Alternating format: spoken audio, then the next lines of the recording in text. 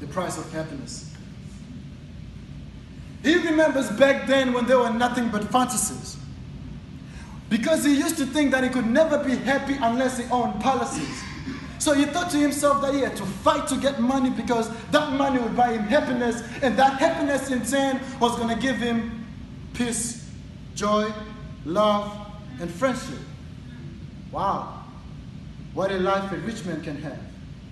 So he started working so hard because he had been told all his life that you need to work so hard so that your wishes can come true.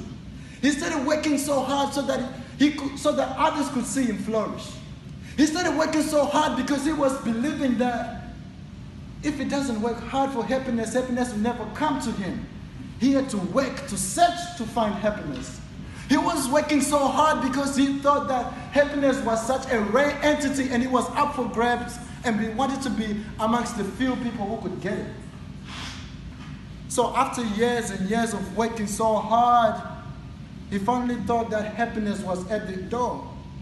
Or rather, the thing that he needed to buy happiness was now at the door.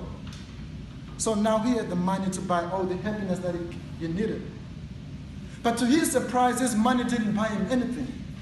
It actually brought him nothing but hypocrisy. Because he was paying for love, but he never got to experience the feeling.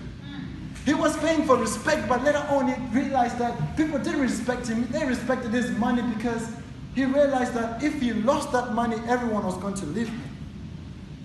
The power that he thought he had, he realized later on that it was just an illusion that was created by his money. So he started asking himself questions. Do people love me or do they love my money? Do they respect me or do they respect my money? It's actually said that he thought he was using money to buy happiness, but the actual reality was money was using him so that it could steal his happiness. Because at the end of the day, the money shielded him from true love, true friendship, true peace, and it crushed down his spirit. So now he goes back to his fantasies. But now his fantasies don't have palaces in them. Now he's fantasizing when he was a child, when he had nothing. He's fantasizing back those years because he's wishing he had appreciated his life. He's wishing he didn't wish for another life. He's now wishing that he had enjoyed his life other than living the miserable life that he lived, which is ironic because he lived a miserable life, but he was searching for happiness. And when he's thinking about that, when he's fantasizing, he realizes one sad thing. The only true happiness that he ever experienced was only in fantasies. Thank you.